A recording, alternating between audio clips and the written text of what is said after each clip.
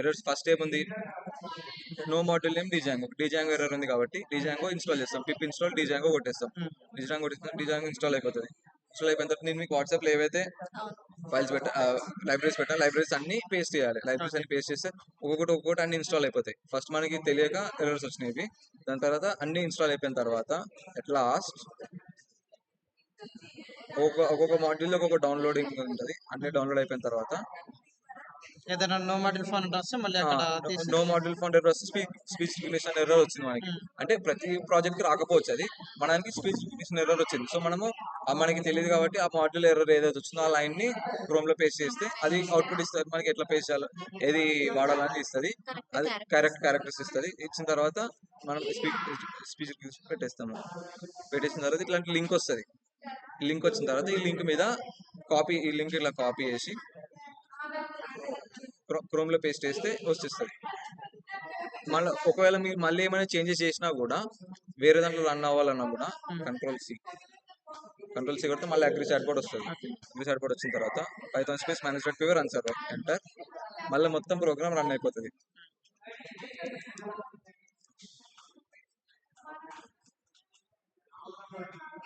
మళ్ళీ లింక్ వచ్చిందా, control click ఇక్కడ ఎడ్జ్ లో ఓపెన్ అయిపోయింది. ఇక్కడ what you have to do is /index.html మీ పేజ్ వచ్చేసిందా. And here upload your crop image to assistant. ఇక్కడ క్రాప్ ఇమేజ్ చేస్తూ అంతే, దీంట్లోనే అన్నీ ఉన్నాయి కదా, సింపుల్. ప్రాజెక్ట్ లో జస్ట్ ఇది ఒక పేజ్ ఉంటది, ఈ పేజ్ లోనే మనం వాయిస్ ఇచ్చేయచ్చు. సింగిల్ పేజ్ అప్లికేషన్ నిజంగా సింగిల్ పేజ్ అప్లికేషన్స్. అంటే ఇది సింగిల్ ప్రాజెక్ట్ కాబట్టి సింగిల్ పేజ్ ఉంది. ఇప్పుడు దీని అవుట్పుట్ ఏంటి, ఇక్కడ వచ్చేసింది డైరెక్ట్ పైథాన్ లో డిసీజ్ పేరు చూపించేస్తుంది.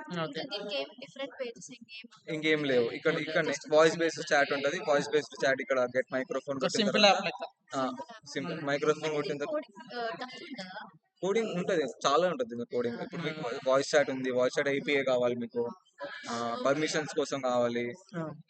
ఇక్కడ మళ్ళా సజెషన్ బాక్స్ కోసం ఇక్కడ సజెషన్స్ ఇవ్వాలి. డేటాబేస్ నుంచే తీసుకోవాలి, రిట్రీవ్ అవ్వాలి కదా. సో మీరు ఇక్కడ సెండ్ క్వైరీ ఇచ్చిన తర్వాత డేటాబేస్ లోకి వెళ్ళి ఆ పైథాన్ కోడ్ రిట్రీవ్ చేసుకుంటుంది. రిట్రీవ్ చేసుకొని ఇస్తుంది. ఇది హోమ్. ఇది హోమ్. అప్లోడ్ కొట్టిన తర్వాత ఇక్కడ అప్లోడ్ చేస్తుంది. దాని తర్వాత వాయిస్ చాట్ ఎనేబుల్ అవుతుంది. వాయిస్ చాట్ ఎనేబుల్ అయితే అంతే. ఇదే ప్రాజెక్ట్.